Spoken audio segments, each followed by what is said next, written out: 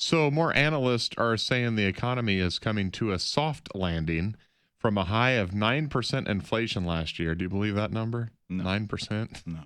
Tired. What is it really, do you think? 19%?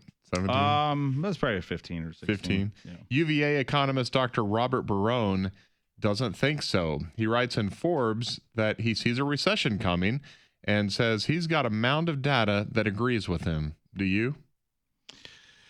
Yeah, I mean, there's obviously he's talking about the employment report. Rating downgrades is one of his thing in his report. Rating what? Rating downgrades. Oh, okay. So that's Fitch or AM Best or S&P. They do these ratings. I don't put any faith in that. You know why? Because they literally turned down the U.S. government like while it was happening. You know, they thought everything was fine. So I wouldn't put any faith in that. Yeah, right. At all. They're kind of Fox watching the hen house, right? They're all buddies with the people in Washington. But the inflation concerns is a concern, but you know there's nothing that really they can do to stop that, except keep interest rates high, which they're doing. Declining mortgage applications and credit growth is a sign of impending recession. It's all about what you compare it to. People are still buying homes. Rising delinquencies and corporate bankruptcies, yeah, that's signs. But we're not having the massive,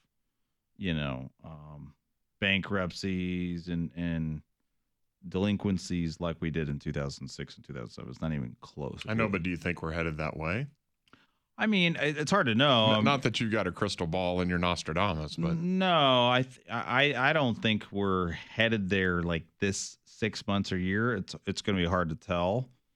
I would say we'd have to wait like another year to see if this cycle continues.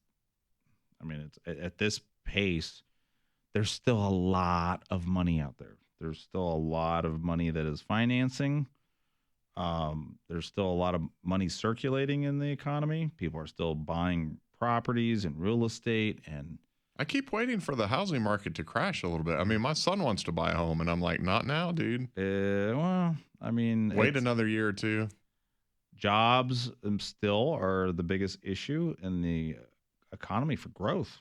Business owners complain all the time they cannot find people to work. No doubt. So that was not the case.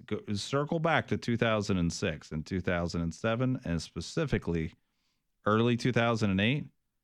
There was plenty of people that you could hire, overqualified people for less money. We don't have that. Why is that? What is the difference now? What's the reason? Yeah. There's a lot of arguments there, but the reality is we don't have enough qualified people.